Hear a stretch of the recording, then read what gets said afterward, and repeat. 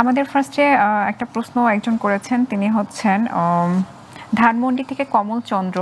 তিনি লিখেছেন যে তিনি বারান্দায় টবে লেবু গাছ লাগিয়েছিলেন, কিন্তু তার লেবু গাছের পাতা ঝরে একেবারে নেড়ে হয়ে গেছে, কিন্তু গাছ এখনো জীবিত আছে। এই অবস্থায় গাছটিকে বাঁচানোর জন্য কি করা যেতে পারে তিনি জানতে চেয়েছেন। এই টবের মাটিতে কোনো সমস্যা আছে কিনা, এর আগে এই টবে ফুল ও নিমের গাছ লাগিয়েছিলেন।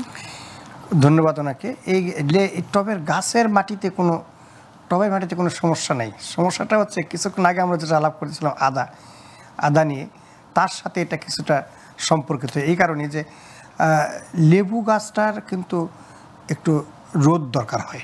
ওনার যেহেতু বাসার বারান্দায় বেলকনিতে করা,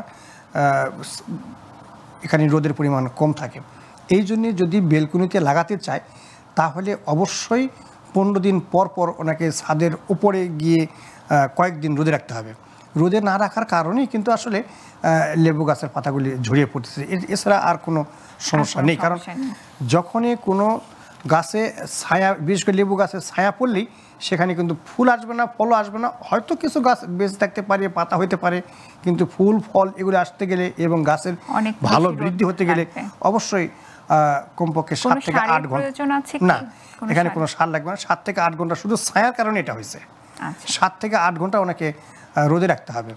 হ্যাঁ, এবং এখন যেহেতু গাছ বেঁচে আছে, এই গাছটা যদি ছাদের উপরে 7-8 দিন রেখে নিয়মিত হালকা পানি দেয়, তাহলে দেখবেন এই গাছ থেকে প্রচুর পরিমাণে পাতা, সবুজ পাতা বের হবে, আর কিছুই করা লাগবে না।